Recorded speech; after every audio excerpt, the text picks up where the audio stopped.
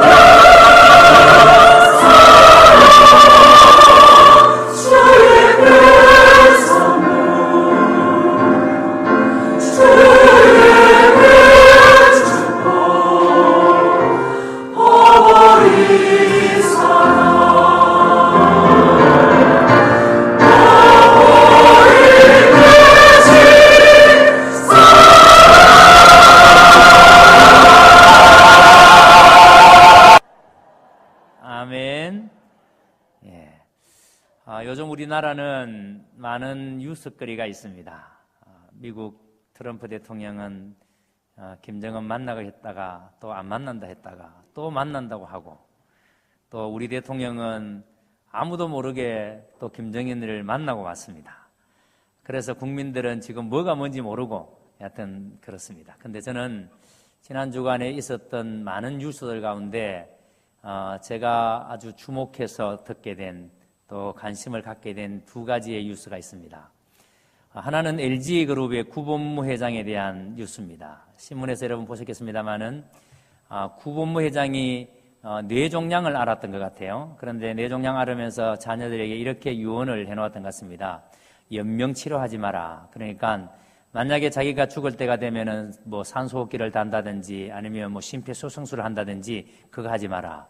여러분 돈이 있으니까 수단과 방법을 안 가리고 이건희 씨처럼 병원에 눕혀놓고 살아만 있어달라 이러고 싶을 텐데 어떻게 이 구본무 회장은 연명치료하지 말라 그랬을까? 또 있습니다. 장례식 간소하게 치러라. 그런데 그 유가족들은 아버지의 유언대로 말씀대로 그대로 연명치료도 하지 않았고, 그리고 장례식을 정말 간소하게, 여러분들 아마 뉴스를 통해서 보셨겠습니다마는 그냥 평범한 어느 집에 장례처럼 그냥 관 하나 들고 나오고 영정 하나 들고 나오고 영구차에 실어서 보내는 게 그게 다였습니다.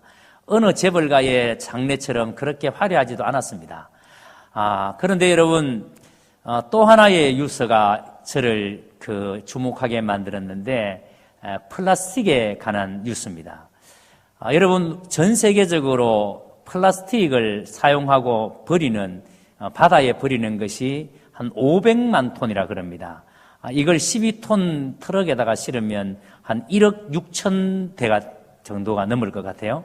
1억 6천만 대가 넘을 것 같은데 이렇게 어마어마한 양의 플라스틱이 바다에 버려진다는 거예요. 근데 참 놀라운 것은 이 플라스틱이 잘 분해가 되지 않지 않습니까? 그런데 파도에 쓸리고 이렇게 해서 그 플라스틱이 작은 조각이 나면은, 그런데 그 플라스틱 조각을 어패류가 먹는다는 거예요. 그러니까 조개나 뭐 이런 것들이 먹는다는 겁니다. 예, 동민이 너무 감사해요. 저를 먹는다는 거예요. 그리고 심지어는 참치가 저것을 먹는데 우리나라 사람이 1년에 이렇게 플라스틱 조각을 먹는 것이 212개를 먹는데요. 그러니까 여러분들이 참치회를 먹고 생선을 좋아하시는 분들은 우리가 플라스틱 조각을 212개를 1년에 먹는다는 겁니다. 자, 그런데 이렇게 먹어진 플라스틱이 우리의 인체에 얼마나 나쁜 영향을 미치는지에 대해서는 제대로 연구조차도 안 돼 있어요. 각종 질병을 유발하는데도 불구하고 연구조차 제대로 되어 있지 않습니다. 자, 여러분 플라스틱을 사용하시는 분들, 여러분 중에 그것을 다시 내가 그 조각을 먹는다고 생각하는 사람 있다 없다? 아무도 없다. 아무도 없다. 자, 여러분, 그래서 이렇게 학자들이 이렇게 말합니다. 먹이사슬의 최상위 포식자가 인간이다. 인간들은 자기가 편리하기 위해서 만든 플라스틱을 사용하지만 그 플라스틱을 버렸을 때에 고기가 그 플라스틱을 먹고 조개가 그 플라스틱을 먹고, 그리고 인간은 또 뭘 먹는다? 그 플라스틱을 먹은 고기를 잡아먹고 그 플라스틱을 먹은 조개를 인간이 잡아먹는다는 거예요. 결국은 여러분 부메랑처럼 인간이 편리하자고 만든 모든 것들이 인간에게 치명적인 결함, 치명적인 아픔을 가져다주는 것으로 여러분 부메랑이 되어서 지금 돌아온다는 거예요. 자, 여러분 보세요.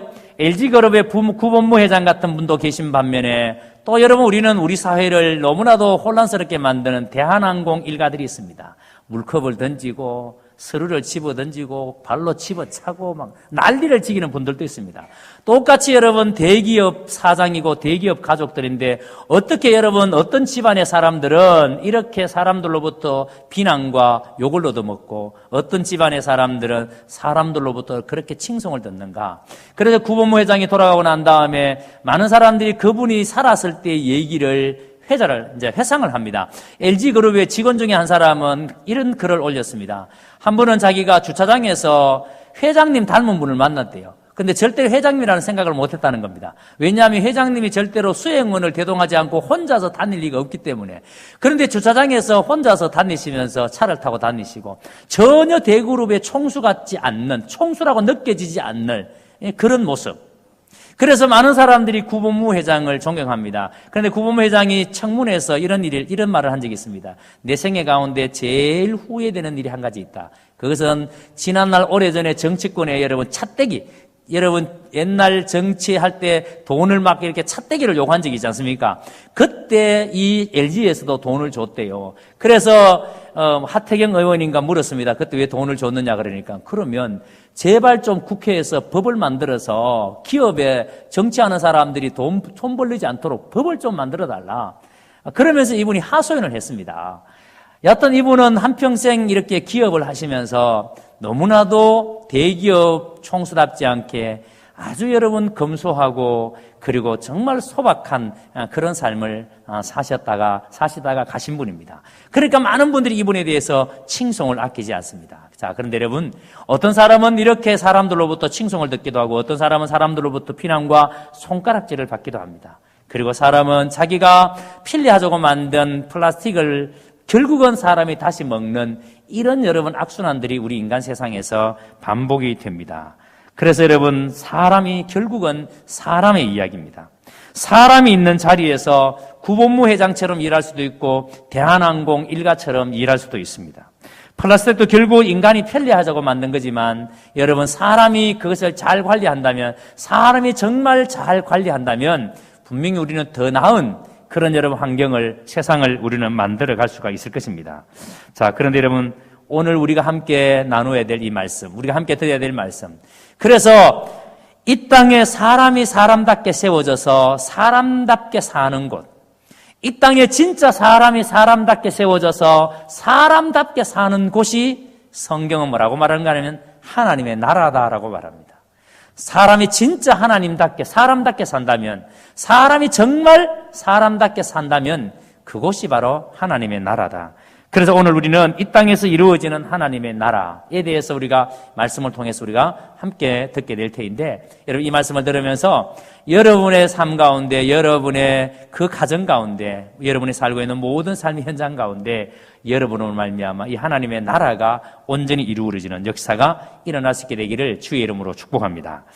여러분 오늘 말씀에 먼저 보시면은 우리가 참 전혀 우리가 봤을 때는 문제도 안 될 것 같은 그런 상황이 가지고 소란이 일어나는 것을 보게 됩니다. 그게 뭐냐면 예수님께서 18해 동안 귀신 들린 한 여자를 안식일 날 치료를 합니다. 근데 이 여자가 그냥 귀신만 들린 게 아니고 여러분 정신적으로 귀신이 들려 있는데 육체적으로는 몸이 완전히 구부러져 있습니다. 꼬부라져 있습니다. 그러니까 여러분 보세요. 육체적으로도 몸이 꼬부라져 있으니까 정상적인 생활을 할 수 없습니다.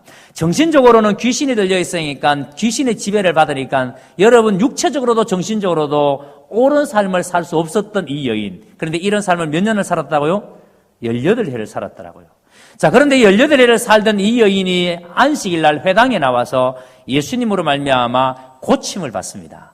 자, 여러분 18해 동안 이렇게 너무나도 심한 고통을 받았으니까 여러분들이 만약에 심한 질병 가운데 오랫동안 수십 년을 질병 가운데 있다가 주일날 와서 고침을 받았습니다. 그러면 이게 여러분 축복이 아니에요. 주님께서 이렇게 하시는 게 옳은 일이 아니에요. 당연히 잘한 일이죠. 그런데 그 당시에 회당장, 굳이 요즘으로 말한다면은 담임 목사, 예? 옛날에는 회당 중심으로 있었던 시대는 회당장이라고 있었는데 그 회당장이 예수님께서 이렇게 이 여자를 안식일날 치료하니까 신경질 분이 났습니다. 왜냐하면 이렇게 말합니다. 거기에 있는 사람들을 향해서 왜 너희들이 안식일날 와서 병을 고침을 받느냐? 월요일부터 토요일까지 6일이라는 시간이 있지 않느냐? 엿새가 있는데도 불구하고 그동안에는 너희가 왜 고침을 안 받고 있다가 왜 안식일날 와서 너희가 고침을 받느냐? 자, 이렇게 말합니다. 여러분 쉽게 우리식으로 이야기하면은 왜 주일날 굳이 그 일을 하려고 하느냐? 월요일 해도 되고 화요일 해도 되고 다른 날 해도 되는데 왜 굳이 그날 하려고 하느냐? 자, 예를 들어서 오늘 등산 가자. 등산은 노는 날이니까 주일날은 쉬는 날이니까 그래서 날짜를 잡았습니다. 니는 매주일마다 교회 가는데 한 번 안 가면 어때? 그냥 이번에는 등산 한번 가자. 그렇게 이야기합니다. 그런데 여러분 보세요. 왜 월요일부터 토요일까지 하면 되는데 왜 굳이 안식일 날 와서 안식일 날 그날 치료받느냐? 여러분, 해당장의 말이 맞다, 틀리다? 아무 대답 안 하고. 자, 해당장의 말이 맞다, 틀리다? 맞잖아요. 이 논리적으로 맞는 말이잖아요. 월요일부터 여러분 6일 동안의 시간이 있는데 왜 그날은 가만히 있다가 안식일날 와가지고 해당에 와가지고 예배드리는 날 와가지고 병 고쳐달라 그러고 왜 그렇게 하느냐? 해당장의 말이 틀린 말이 아니에요. 여러분 논리적으로 본다면 맞는 말이에요. 자, 그런데 여러분 예수님께서 이 일에 대해서 뭐라고 말씀하시는지를 우리는 눈여겨보셔야 됩니다. 분명히 우리가 봤을 때는 문제가 될 것 같지 않는데, 그런데 여러분 예수님께서 이 일에 대해서 이렇게 말씀합니다. 15절 16절을 보세요. 주님께서 대답하십니다. 외식하는 자들아. 자, 먼저 여러분, 예수님께서는 이 사람을 향해서, 해당장을 향해서 뭐라고 말한다? 외식한다. 외식한다. 이게 무슨 말인가 하니까, 여러분, 네가 지금 안식일 지킨다고 하지만 너는 지금 거짓말하고 있어. 네가 지금 안식일 제대로 지키는 게 아니야. 외식한다고 말합니다. 그러면 하는 말이, 자기의 집에서 기르는 짐승이 안식일날 되면은 아침에 우리에서 끄집어내서 풀어서 물도 마시고 그에게 풀도 주지 않느냐. 안식일이라고 해서 짐승도 풀어서 물도 마시고 꼴도 먹이는데 이 여자가 18일 동안 귀신이 들렸고 몸이 꼬부라져서 정상적인 삶을 살지 못했는데 이 여자를 안식일날 고쳐주는 게 뭐가 잘못됐느냐. 반문하십니다. 회당장에게 도대체 뭐가 잘못됐느냐. 안식일날 18일 동안, 그러면서 보세요. 매인받은 이 아브라함의 딸, 그럽니다. 매인받은 이 아브라함의 딸. 아브라함의 딸이라는 것은 내 백성이라는 말이에요. 지금 예수님께서 이 여인을 18일 동안 귀신 들려 살고 있던 이 여인을 향해서 아브라함의 딸, 내 백성이라는 거예요. 내 자식이라는 거예요. 내 백성을, 내 자식을 안식일날 이 아픔에서, 이 고통에서 치료하는 것이, 고치는 것이 뭐가 잘못됐느냐.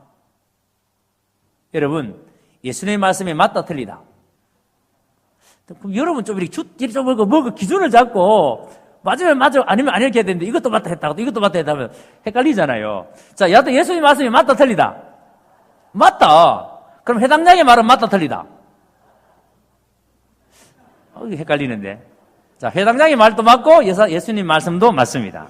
자, 근데 여러분 보세요. 유대인들은 왜 이런 생각을 가지는가 하면은, 왜 안식일날 병 고친 것 때문에 문제를 제기하는가 하면은, 유대인들은 안식일에 대해서 기본적으로 이런 생각을 가지고 있습니다. 안식일날은 무엇을 하지 않아야 되는 날이다. 그래서 안식일은 일을 하지 않아야 되는 날이다. 안식일날은 절대로 힘을 쓰면 안 되는 날이다. 안식일은 뭐 하면 안 되는 날이다. 그래서 여러분 이 전통이 우리의 주일에도 고스란히 남아서 안식일날은 돈 안 쓰는 날이다. 안식일날은 일 안 하는 날이다. 안식일날은 뭐 안 하는 날이다. 온통 안식일날, 주일날은 뭐 안 하는 걸로 지키는 걸로 생각합니다. 그렇죠 여러분? 그러니까 유대인들의 머릿속에는 안식일은 이런 일을 하지 않는 날이다. 그래서 수백 가지의 조항을 만들어서 하지 말아라, 이것도 하지 말고 저것도 하지 말고 하지 말아라는 수백 가지의 조항을 만들어 놓고 안식을 안 하는 거예요. 그래서 여러분 안식일날 이 사람들은 손을 절대로 사용하면 안 됩니다. 손을 절대로 사용하면 안 되니까 여러분 책상 위에 있는 책을 옮기는데도 뭐를 옮긴다? 턱을 가지고 옮긴다. 이렇게 얌세이도 아닌데 턱을 옮깁니다. 그러니까 뭘 하지 않는 것이 안식일을 잘 지키는 거라고 생각하니까. 자, 근데 여러분 예수님께서는 이것을 반박하는 겁니다. 아니야. 그게 윗선이야. 네가 안식일날 뭐 하지 않는 게 잘하는 게 아니고 안식일날은 무엇을 하는 것이 잘하는 거야. 그래서 안식일날 이렇게 18해나 귀신 들려서 몸이 구부러져서 고통받던 이 여인, 이 아브라함의 백성을 살리는 것이, 고치는 것이 그게 잘하는 것이야. 안식일은 무엇을 안 하는 것이 잘하는 것이 아니라 무엇을 하는 것이 잘하는 겁니다. 그래서 여러분 안식일날 우리가 사람 살리는 일을 죽을 힘을 다해서 해야 되는 것이죠. 자, 이렇게 예수님께서 말씀하시다가 예수님께서 하나님의 나라에 대해서 이야기를 하십니다. 이 땅에 하나님의 나라가 어떻게 임하고 이 땅에 하나님의 나라가 어떻게 확대되어져 가는지. 자, 그러니까 여러분 지금 이 여인은 이렇게 18해를 귀신이 들려서 고통당하던 이 여인에게 이렇게 고침을 받았을 때 이렇게 이 여인에게 임한 하나님의 나라가 어떻게 확장되어지는지를 봐야 한다. 그래서 두 가지의 비유를 가지고 하나님의 나라가 어떻게 확대되어지는지에 대해서 이야기합니다. 자, 첫 번째 비유는 겨자씨 하나의 비유입니다. 18절, 19절을 보세요. 여러분, 겨자씨는 우리가 이해한 대로 씨 중에 가장 작은 씨다, 이렇게 이해하고 있습니다. 그런데 하나님의 나라는 이 씨 중에 가장 작은 겨자씨 하나리 땅에 심겨지고 난 다음에 어떤 일이 일어나는가. 그래서 이 씨 중에 가장 작은 씨가 땅에 심겨져서 자라는 과정이 마치 하나님의 나라가 우리가 말씀을 듣고 난 다음에 우리 속에 임한 하나님의 나라가 어떻게 확대되어져 가는 것과 흡사하다는 거예요. 이 씨 중에 가장 작은 씨가 땅에 심겨서 자라는 과정과 하나님의 나라가 확대되어지는 과정이 너무나도 닮았다. 그러면서 이 겨자씨에 대한 이야기를 예수님께서 하십니다. 여러분, 그런데 이 겨자씨라는 것이 화면 한번 띄워주시겠습니까? 다시 아까 그 씨를. 여기 보시면 이 겨자씨가 우리가 생각할 때 씨 중에 가장 작은 씨라고 생각하는데 실제적으로는 그게 아니에요. 문자적으로 씨 중에 가장 작은 씨가 아니에요. 이거보다 훨씬 더 작은 씨가 있습니다. 근데 성지순례 갔다 오신 분들이 종종 이렇게 저 겨자씨를 코팅을 해가지고 선물로 가지고 오신 분이 계세요. 그 보면은 굉장히 작은 씨는 틀림없습니다. 어떤 씨는 정말 여러분 굉장히 작아 보여서 눈으로 겨우 이렇게 보일 만큼 작은 씨입니다. 자, 그런데 겨자씨를 이야기할 때에 예수님께서 의도가 뭐냐면 이 겨자씨만큼 작다라는 것을 이야기하기 위해서 겨자씨를 이야기하는 거예요. 근데 우리나라에서는 너무너무 작은 것을 이야기할 때 뭐라고 표현합니까? 이거 정말 작은 건데 할 때 눈곱만하다, 또 시가리만하다, 시가리 뒷다리만하다, 시가리 눈물만하다, 뭐 이런 말 하잖아요. 여기 경상도 분 아닌 분들은 지금 목사님이 방언을 하신다고 오해하시는 분이 계시는데, 여하튼 여러분 굉장히 작다라는 표현을 할 때 뭐 시가리만하다, 곰박사만하다, 뭐 이런 일이 합니다. 그러니까 굉장히 작다라는 표현을 팔레스타인에서는 겨자씨라, 굉장히 작다. 그러니까 예수님께서 하나님의 나라는 이렇게 겨자씨만큼 굉장히 작은 것에서 출발한다. 그런데 이것이 어떻게 확대되어지는가, 어떻게 성장하는가, 이것이 마치 하나님의 나라가 확대되는 것하고 비슷하다는 겁니다. 그래서 여러분, 이 작은 씨가 사람의 눈에 잘 보이지 않을 만큼 작은 씨가 땅에 심기어져서 이것이 자라게 되면은 여러분, 이게 겨자씨가 1년생 잡초예요. 그런데 자라고 나면은 이게 큰 나무가 됩니다. 새들이 와서 깃들일 만큼 여러분 자라게 됩니다. 그러니까 여러분, 지극히 작은 씨가 땅에 심겨져서 이것이 여러분 자라니까 새들이 와서 쉼을 얻을 만큼 큰 나무가 돼요. 보세요. 하나님의 나라는 이렇게 지극히 작게 임한다. 지극히 정말 사람들이 알아채지 못할 만큼 지극히 작게 임한다. 하나님께서 아브라함에게 이렇게 약속하십니다. 어느 하나님은 아브라함을 불러내십니다. 아브라함아, 하늘을 봐라. 밤에 하나님께서 아브라함에게 하늘을 봐라. 아브라함이 하늘을 쳐다보니까 뭐가 보이느냐? 별이 보입니다. 헤아려 보아라. 하니까 아브라함이 하나님, 나 지금 못 헤아려요. 너무 많아서 못 헤아립니다. 그래, 맞아. 너 헤아릴 수 없어. 그런데 너의 후손을 이 별과 같이 많게 해주겠다라고 말씀합니다. 여러분, 하나님의 말씀대로라면 이스라엘은 어떻게 돼야 돼요? 지금 중국보다도 더 많고 온 세계의 온통 여러분 아브라함의 약속대로라면 여러분 그렇게 돼야 돼요. 근데 보세요. 하나님께서는 아브라함에게 누구를 보내십니까? 이삭 하나 보내십니다. 이삭 하나 보내십니다. 근데 하나님께서는 그 이삭을 통해서 별과 같이 네 자손이 많게 해주겠다고 하십니다. 예수님께 이 땅에 오실 때 보세요. 예수님께서 이 땅에 오실 때 사람들은 예수님이 메시아인 줄을 알았다, 몰랐다? 몰랐습니다. 여러분, 예수님이 그런 모습으로 오리라고는 아무도 상상도 못했습니다. 그 당시에 이스라엘 사람들은 메시아가 오시면 우리를 로마의 압제로부터 해방해 줄 왕중왕으로 오신다. 왕중왕으로 오신다. 그러니까 여러분, 동방의 별을 연구하는 사람도 왕으로 오셨으니까 당연히 어디에 계신다? 헤롯 궁전에 계실 것이다. 그래서 헤롯 궁전을 찾아가는 거죠. 자, 그런데 여러분, 예수님이 오실 때 어디에 오셨습니까? 마리아와 요셉이 잉태할 날이 찼습니다. 해산할 날이 다가왔습니다. 그런데 여러분, 어디에서 아기를 낳아야 될지를 집을 구하지를 못했습니다. 그래서 결국은 여러분, 예수님이 어디서 태어납니까? 베들레헴 어느 집 말구유에서. 말구유에서. 여러분, 예수님이 말구유에서 태어나실 때에 여러분, 이스라엘의 종교 지도자들은 그가 메시아인 줄을 아무도 몰랐습니다. 성경을 가장 잘 안다는 율법사들도 그가 메시아인 줄을 알지를 못했습니다. 헤롯은 그 아기를 죽이려고 합니다. 그래서 여러분 결국은 2세 이하 되는 모든 아이들, 남자아이들을 다 죽이라고 명합니다. 여러분, 이 땅에 메시아가 오실 때에는 지극히 작은 자로 오셨습니다. 아무도 알아주지 않는. 자, 이런 상황에서 예수님은 하나님의 나라의 시작을 겨자씨에 비교하신 겁니다. 지금 몇 명이 안 되는, 지금 소수의 사람이 이 말씀을 듣고, 소수의 사람이 말씀을 듣고 믿음으로 시작하지만, 지금 이 여인 속에 연료대를 귀신이 들렸고 몸이 고부라져 있지만, 이 여인 속에 하나님의 말씀이 들어가면, 이 여인이 예수님을 만나면, 그래서 소수의 사람이 하나님의 말씀을 듣고 믿음으로 시작하지만, 하나님의 나라는 어떻게 된다고요? 자꾸 자란다. 자꾸 확대되어져 간다. 하나님의 말씀이 새 사람을 만들어내기 때문에 하나님의 말씀이 들어간 사람은 새로운 사람을 자꾸 만들어낸다는 거예요. 그래서 여러분, 건강한 교회는 반드시 성장합니다. 건강한 교회는 반드시 성도가 증가합니다. 여러분, 지금 요즘 우리 한국교회 교회들마다 난리가 아이들이 없다, 숫자가 줄어든다, 전도가 안 된다, 교회들마다 지금 난리가 났습니다. 정말 그럴까요? 여러분, 인구가 절벽에 완 것은 틀림없습니다. 여러분, 10년 전만 하더라도 대학 입학 인구가 61만, 62만이었습니다. 근데 여러분, 지금 28만 이렇게 떨어졌습니다. 28만. 인구가 반토막이 납니다. 그러니까 여러분, 당연히 교회가 숫자가 줄어드는 것처럼 보입니다.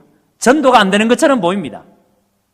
그러나 여러분, 하나님의 말씀이 선포되면, 믿는 사람들이 진짜 내 속에 하나님의 말씀이 들어오면 반드시 내 속에 하나님의 말씀이 살아있기 때문에 나를 자라게 만듭니다. 그래서 나로 말미암아 그 여러분 말씀이 확대되게 만듭니다. 반드시 나로 말미암아 또 다른 예수 믿는 사람을 생겨나게 만듭니다. 그건 여러분 부정할 수 없는 사실이에요. 그래서 진짜 건강한 교회는 세상이 아무리 뒤틀리고 거꾸로 돌아가도 하나님의 말씀이 살아있고 성도가 진짜 말씀 안에서 살아있다면 그 교회는 어떻게 한다? 반드시 자라갑니다. 어떻게든 자라갑니다. 여러분, 자라지 못하는 이유는 두 가지입니다. 처음부터 말씀을 안 들었든지 아니면 병이 들었든지.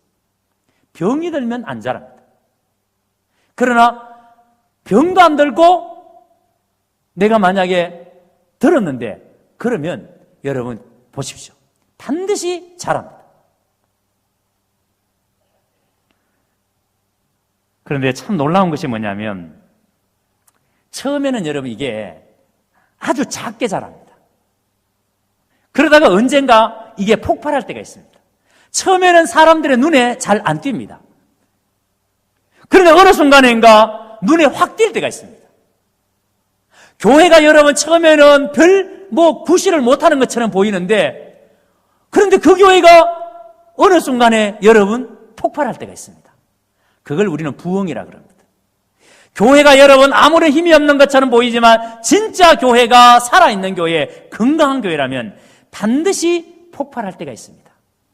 저는 여러분들이 우리 교회에서 신앙생활을 하면서 그 부흥을 다 볼 수 있게 되기를 진심으로 기대합니다. 우리가 진정으로 살아있다면, 우리가 하나님의 말씀을 듣고 우리가 살아있는 사람이라면 반드시 여러분 우리 때에 부흥이 일어날 겁니다. 생각해 보세요. 나는 지금까지 신앙생활을 하면서 이게 부흥이구나, 이게 진짜 부흥이구나 라는 것을 본 적이 있으십니까? 저는 본 적이 있습니다. 이게 정말 하나님의 우리에게 주시는 부흥이구나. 여러분, 숫자적으로 많이 늘어나고 그런 것은 아니라 할지라도 여러분, 사람이 어떻게 사는지, 사람이 어떻게 변화되어지는지, 그 사람이 어떻게 영향력을 미치는지 그걸 볼 때마다 이 부흥이구나. 교회 안에 그 부흥이 일어날 때가 있습니다. 예? 교회 안에서 그런 영적인 부흥이 일어날 때가 있습니다. 이번에 새생명축제 참 대단했습니다.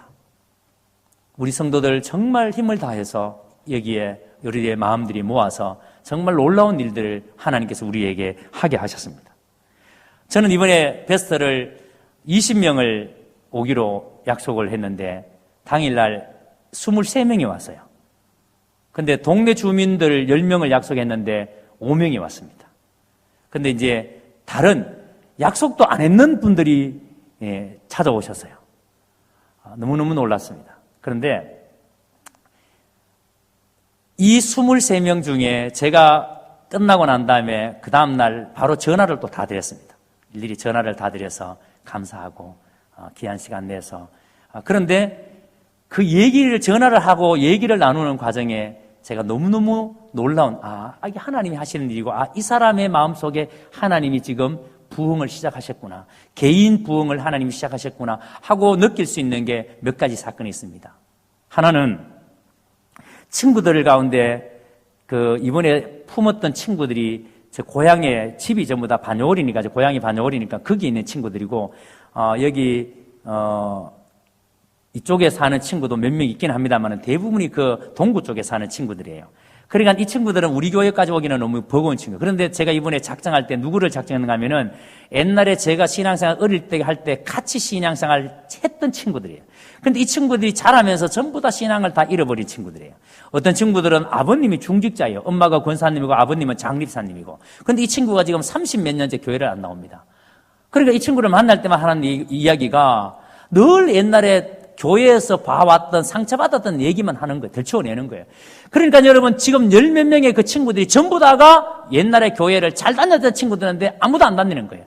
그래서 이 친구들에게 이번에 기도하면서 꼭 예수님을 다시 복음을 들려줘야 되겠다. 그런데 이번에 참사가 난 다음에 전화를 다 하니까 이렇게 말합니다. 이번에 내가 너무 감사했던 게 나는 내 속에 예수님에 대한 얘기가 하나도 남아있지 않은 줄 알았다. 나는 그것이 다 잊어버린 줄 알았다. 그런데 경우야 너희 교회에서 행사에 참여해서 예수님에 대한 말씀이 듣는데 옛날에 들었던 그 말씀이 내 속에서 살아났다. 2명이 다시 교회 나가겠다고. 여러분 친구 아니라서 이게 아멘 소리도 별로 크지 않습니다만은 2명이 다시 교회 나가겠다고 하는데 제가 얼마나 감사하든지. 그런데 그 중에 또 한 친구는 말씀을 듣는 순간에 병원에 입원해 있는 친구가 갑자기 생각이 나더라는 거예요. 그 친구는 중학교 동창입니다. 병원에 입원해 있는 친구가. 그런데 이 친구가 서울 아산병원에 지금 입원해 있는데 저도 몰랐어요. 중학교 졸업한 지가 40년 가까이 되니까 여러분 이 친구가 한 번도 소식을 못 들은 친구인데 이번에 이제 이 친구를 통해서 듣게 된 거예요. 이 친구가 백혈병으로 지금 아산병원에 입원해 있다는 겁니다.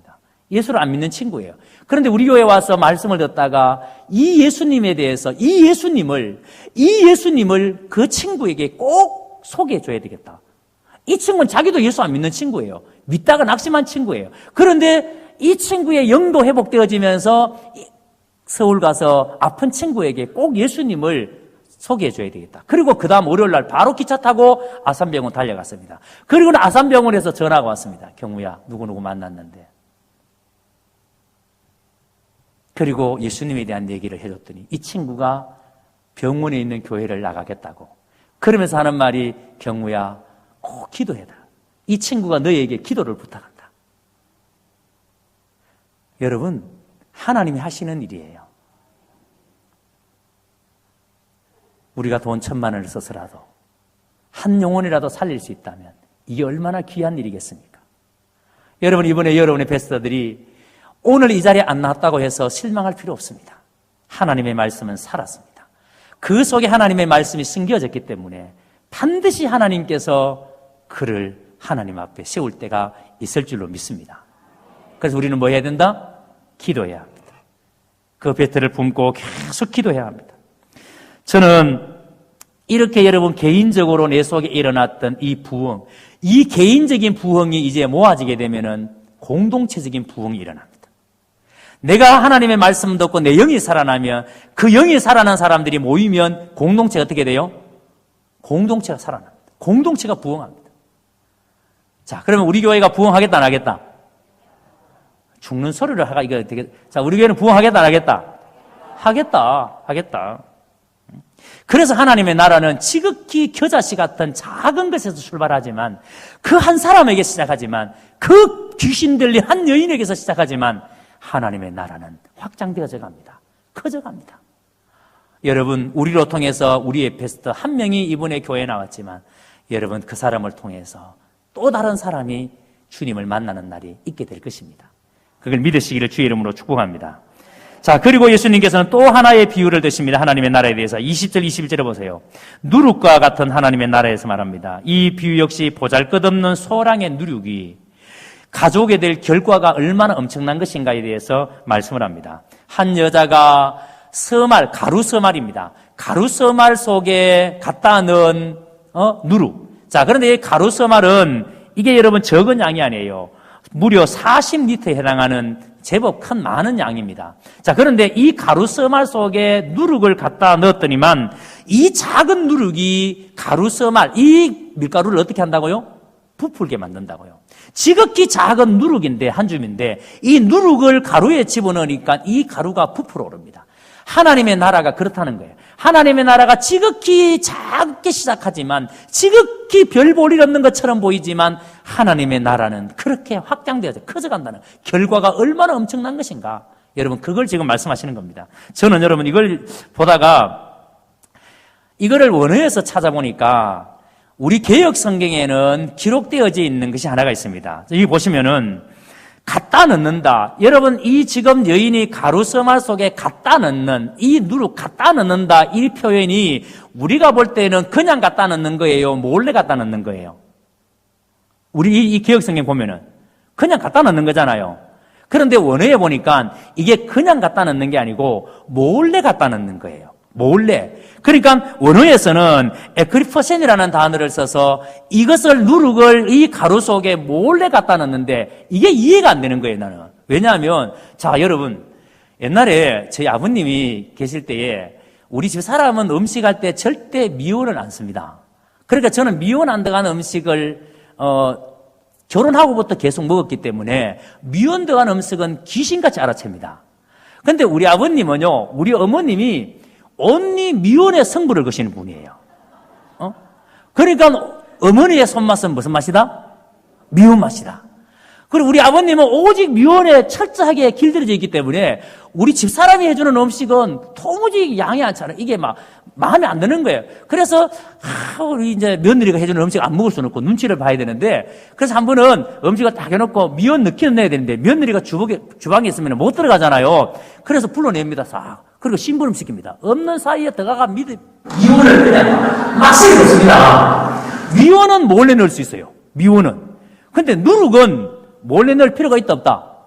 없다. 왜? 여러분, 가루를 부풀게 하는 건데 그걸 몰래 넣을 이유가 뭐 있어요? 그런데 여러분, 여기서 왜 이 단어를 몰래, 누룩을 왜 가루에다가 몰래 넣는다는 표현을 썼을까?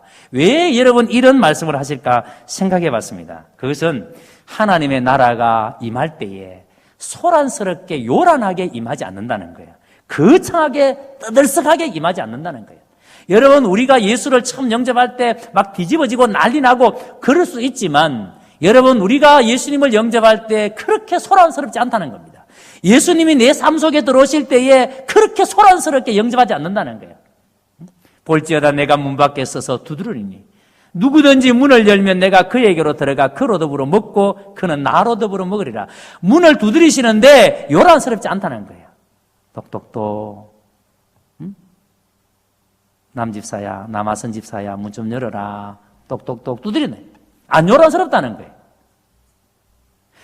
제가 이 말씀을 묵상하다가 화요일 저녁에 저희 교회에서 신자가 되는 길 지금 공부를 하고 있습니다. 한 10여 명이 하고 계시는데, 제가 이 공부하고 있는 분들을 가만히 보면서 이분들 속에 하나님의 나라가 임했구나. 이분들 속에 하나님의 나라가 임했구나라는 것을 제가 명확하게 깨닫는 것이 있습니다. 요즘 공부하면서. 어떤 분은 그냥 이렇게 다른 사람을 위해서 섬기는 것이 즐거워요. 오늘도 보니까 새 가족들이 모임을 하는데 너무나도 예쁘게 데코레이션해서 이렇게 간식을 준비해서 했는데 사진을 찍어서 딱 올려놨는데 너무 예뻐요. 그 즐거움이에요. 이분 속에 하나님의 나라가 임했구나. 어떤 분은 여러분 수요일 날 전도하는데 전도대가 열심히 전도하고 있는데 전도대를 만났습니다. 이 전도대에게 간식을 사다 줍니다. 그 이야기 들을 때 이분 속에 하나님의 나라가 임했구나. 왜요? 하나님의 나라가 임하지 않는 사람은요, 피해갑니다. 전도하는 사람 보면, 또 뭐가 저렇게, 그래서 멀리 돌아서 피해갑니다. 서로 안 부딪히려고. 하나님의 나라가 임한 사람은, 예수님이 내 마음속에 계시는 사람은, 여러분, 다른 사람을 위해서 기꺼이 우리가 봉사할 줄 알고, 섬길 줄 알고, 그것이 우리의 즐거움입니다. 아멘? 하나님의 나라가 임한 사람이에요. 사랑하는 성도 여러분, 예수님은 오늘 18년 동안 더러운 귀신에 눌려 안식을 누리지 못했던 한 여인의 아픔을 고쳐주셨습니다. 이 여인이 회복되었을 때 이 여자는 하나님께 영광을 돌립니다. 회당장은 안식일에 치료한 이 일 때문에 그가 분노하면서 못마땅했지만 예수님이 가져오신 하나님의 나라는 어떤 나라인가를 예수님께서 말씀하셨습니다. 그 나라는 모든 매인 것을 푸는 자유를 얻는 나라. 그래서 이 여인은 18년 동안 매여있던 그 더러운 귀신에게서 해방을 받는, 꼬부라져서 18년 동안 허리를 펴지 못했던 이 여인의 허리를 펴주셨던, 그래서 하나님의 나라는 모든 것들을 자유롭게 하는 나라. 그리고 그 나라는 계속 자라는 나라. 그 나라는 계속 확대되어져 가는 나라. 예수님께서는 이 군중들에게 하나님의 나라가 그런 나라라고 말씀합니다. 여러분, 신앙이라는 것은요, 절대 추상적이거나 예매모호하지 않습니다. 예수 믿는 사람이 왜 저래? 예수 믿는 사람이 어떻게 저렇게 살 수 있어? 천만의 말씀요. 여러분, 예수 믿는 사람은 절대로 예매모호한 회색지대에서 살지 않습니다. 진짜 예수 믿는 사람은 말씀을 들으면 반드시 변화가 일어납니다. 하나님의 말씀이 내 속에 심기면 반드시 내 속에서 하나님의 말씀으로 말미암아 변화가 나타납니다. 자랍니다. 안 자라는 것은 말씀을 안 들었든지 병들었든지 둘 중에 하나라고 말씀을 드렸습니다. 가루수말의 반죽에 누룩을 넣었을 때 그 누룩이 들어간 가루는 부풀어 오릅니다. 그래야 빵을 만들 수 있기 때문에. 이것이 바로 복음이 전해진 곳에, 말씀이 선포된 곳에 나타날 변화입니다. 말씀이 선포되어지면, 복음이 들어가면 반드시 거기에 부풀어 오릅니다. 반드시 거기에 확장이 일어납니다. 그러니까 어떤 곳이든 어떤 인생이든 예수 믿는 사람이 그 속에 한두 명만 있으면, 진짜 예수 믿는 사람이 그 속에 한두 명만 있으면 그것이 변한다 안 변한다? 반드시 변한다. 여러분의 집에 예수 믿는, 제대로 믿는 한 사람이 있으면 그 한 사람 때문에 여러분의 집안이 바뀝니다. 저는 이런 말씀 드려 죄송합니다만, 저희 아버지가, 제가 교회 나오고 난 다음에 우리 아버지가 교회 나온 것이 무려 25년이 지나고 난 뒤입니다. 그러니까 여러분, 제가 신학교 다니면서 교육전도사 할 때까지만 하더라도 우리 아버지 어머니는 교회를 안 다녔어요. 그러니까 여러분, 그게 얼마나 저를 힘들게 하고 고통스럽게 했는지 모릅니다. 그런데 우리 아버지가 교회 나오시고 난 다음에 술, 담배를 끊으시기 전에, 술을 하시고 담배도 하시면서 술, 담배 끊기 전에 믿음이 들어갔을 때 제일 먼저 끊은 게 뭔지 아십니까? 제사였습니다. 우리 형제들을 불러 모아놓고 우리 이제 제사 안 지낸다. 이게 아버지가 한 첫 번째 변화에서 나타난 거예요. 저는 그걸 통해서 깨달은 게 뭐냐면, 우리 속에 믿음이 들어오면 제일 먼저 나타나는 게 우상숭배부터 끊는다. 우상숭배부터. 아버지가 제사부터 딱 그만뒀어요. 그리고 나중에 술도 끊으시고, 술은 보니까 위가 너무 빵고가 나가지고 못 드셔서 강제로 안 드신 것 같고, 담배는 끊으신 게 나중에 이제 피워봤자 얼굴만 자꾸 시큼해지니까 덕이 안 된다 생각하고 그래 끊으신 것 같아. 그런데 제사 안 지낸 것은 확실하게 믿음이 생기니까 요걸 딱 끊었어요. 여러분, 집안에 한 사람 예수 믿는 사람이 제대로 예수 믿으면 집안이 바뀝니다. 아멘. 제 조카 지금 11시에 예식해가지고 끝났겠네요. 제가 오늘 미칠 뻔했습니다. 그런데 제가 아침에 전화를 했습니다. 형님한테 전화드리고 조카한테 전화해서 너무너무 사랑하고 축하한다고, 하나님이 너를 얼마나 사랑하는지 아느냐고, 오늘 결혼식 참 복될 거라고 축복 마음껏 해주고, 그래서 신혼여행 잘 갔다 오라고, 절대로 너 숙모한테 얘기하지 마라, 그러면서 제가 신혼여행 가라고 용돈을 보냈습니다. 내 입으로 이걸 다 이렇게 까버리는 건 용서해달라고 용돈 3천, 그러면서 그 뭡니까, 이모티콘 그 뭐 눈물을 풀풀 쏟는 거 그걸 보내면서 삼촌 너무 죄송해요 이러지. 죄송한들 하지를 말지. 그런데 제가 확신이 뭐냐면 여러분 내 한 사람으로 말미암아 우리 집안에 이 복음이 살아 움직이고 있고 반드시 하나님께서 우리 형님의 집도 하나님께서 구원하실 것이라는 그 믿음. 여러분이 예수를 잘 믿으면 여러분 한 사람 때문에 여러분의 집을 반드시 살려주십니다. 아멘. 그래서 여러분 저는 목회하면서도 이런 비전을 처음부터 가지고 이 교회에 부임할 때도 그렇게 비전을 가지고 왔습니다. 저는 교회가 가지고 있는 최고의 사명, 로컬 처치, 이 지역 교회를 가지고 영어로 로컬, 지역 처치, 교회, 로컬 처치, 지역 교회 최고의 사명은 로컬 복음화, 지역을 복음화시키는 것. 우리 교회의 최고의 사명은 따라합니다. 내당 사동. 다시 한 번 더, 경운교회 최고의 사명은 그렇지, 이거예요, 이거. 우리 경운교회가 해야 될 최고의 사명은 내당 사동을 복음화시키는 겁니다. 이것부터 시작하는 거예요, 이것부터. 그런데 이 동네를 복음화시키기 위해서는 내가 하나님 은혜가 충만하면은 내 속에서 생수의 강이 흘러넘치면은 이 은혜가 어디로 흘러들어간다? 동네로 흘러들어갑니다. 자, 보세요. 에스겔이 37장에 보면, 에스겔 3장에 보면은 하나님께서 에스겔을 부르십니다. 에스겔의 환상을 보여주십니다. 에스겔아, 골짜기로 데려가셔서 비전 컨퍼런스 하는 거예요. 에스겔아, 뭐가 보이느냐? 뼈들이 보입니다. 뼈들이 보입니다. 살겠느냐? 아니요. 나는 절대로 살릴 수 없습니다. 그러나 하나님은 능히 살릴 수 있습니다. 라고 말씀합니다. 그랬더니 하나님께서 에스겔에게 말씀합니다. 에스겔아, 뼈들에게 명해라. 자, 이 말은 하나님의 말씀이에요? 에스겔의 말이에요? 크게 하나님의 말씀이 에스겔의 말이에요. 그렇죠? 지금 하나님은 에스겔을 통해서 에스겔은 대언하는 거예요. 에스겔이 하나님의 말씀을 대언합니다. 뼈들을 향해서 소리 지릅니다. 그러니까 뼈들이 어떻게 돼요? 이것들이 소리를 내면서 딸그락 하면서 해골이 딱 세워지고 해골 밑에 목줄기가 세워지고 막 뼈들이 막 그리고 난 다음에 그게 뭐가 붙어요? 살들이 붙어, 살들이. 그래 하나님 묻습니다. 살아있느냐? 하나님 아닙니다. 아직까지 죽어 있는데요. 근데 하나님께서 그래 이 사방의 명예에서 생기가 불어와 이 뼈들에게 들어가도록 명해라. 누구 말씀이에요? 하나님 말씀이에요. 에스겔이 하나님의 말씀대로 명하니까 생기가 사방에서 불어와 이 뼈들 속에 들어갑니다. 여러분 죽었던 이 뼈들이 살아나서 뭐가 됐어요? 군대가 됐습니다. 군대가 됐어요. 하나님의 말씀이 들어가면, 하나님의 생기가 들어가면 뼈들이 군대가 됩니다. 군인은 뭐 하는 사람이에요? 싸우는 사람이에요. 군인은 여러분 전쟁터에서 싸우는 사람이에요. 그래서 하나님의 말씀이 들어간 사람은, 살아난 사람은 교회 안이 아니라 세상에 나아가서 세상을 상대해서 싸우는 거예요. 영적 정쟁을 벌이는 거예요. 그래서 여러분 에스겔의 환상 가운데 하나님께서 성전에서 흘러넘치는 그 물이 어디로 들어갑니까? 성전 문지방을 넘은 물이 계곡을 따라서 들어가니까 그 계곡의 주변에 나무들이 살아납니다. 물고기가 살아납니다.